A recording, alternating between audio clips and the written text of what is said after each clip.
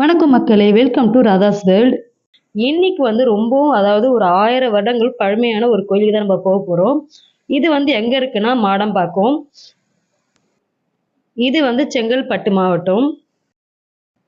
இந்த கோயிலுக்கு கோபுரமே கிடையாது. நீங்க பார்த்திருப்பீங்க என்ட்ரன்ஸ்லயே. இந்த கோயிலோட பேர் தேனுபுரீஸ்வரர். இங்க இருக்க சிவபெருமான் சிறிய அளவில், அதாவது 1 அடி அளவுல தான் இருக்கார். மிகவும் அழகிய தோற்றத்துல இருக்கார் இவரு. இந்த கோயிலோட ஸ்தல வரலாறு கபிலர் முனிவர் சிவபெருமான பூஜை செய்யும் போது சிவபெருமான இடது கையிலும் அவருக்கு பூவை வலது கையில் தூவியனால சிவபெருமான் கபிலருக்கு சாபம் விட்டாரா. இந்த மாதிரி நீங்க பசுவா மாறணும்.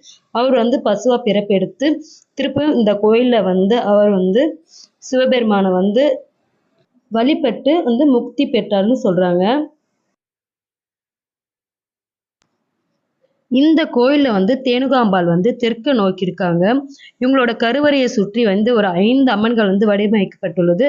இது ஸ்தலத்தின் ஒரு சிறப்பாகும்.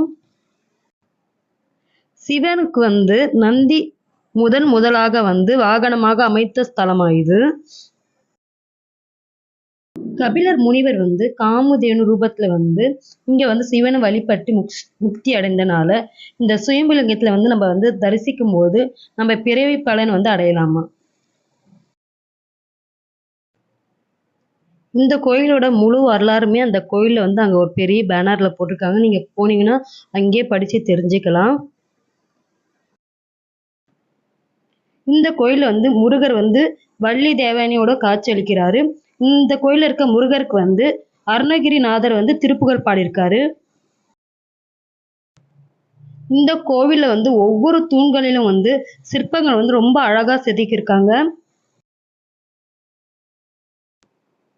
இந்த கோயிலோட வரலாறு இந்த மாதிரி கோயிலே இந்த மாதிரி போர்டு வச்சிருக்காங்க. இதுலதான் நான் பார்த்து படிச்சேன்.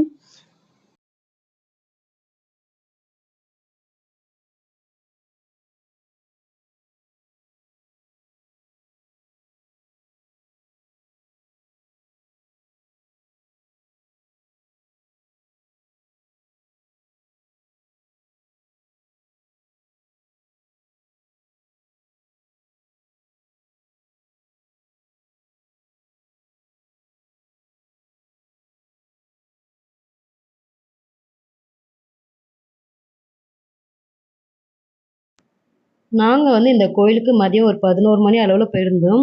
நல்லா கோயிலெல்லாம் சுத்தி பார்த்துட்டு அங்கேயே சுத்தி மரங்களா இருந்து கொஞ்ச நேரம் உட்காந்துருந்தோம். அப்புறம் அங்கேயே அன்னதானம் போகணுன்னு தான் சொன்னாங்க.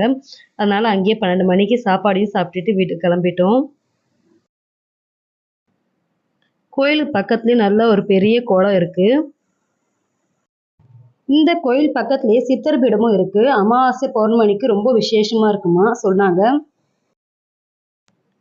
இந்த குளத்துக்கு பக்கத்துல நல்ல பெரிய ஒரு ஆலமரம் இருந்தது. நல்லா காத்தடிச்சது. கொஞ்ச நேரம் குளத்தை சுத்தி பார்த்துட்டு பசங்களோட வீட்டுக்கு கிளம்பிட்டோம்.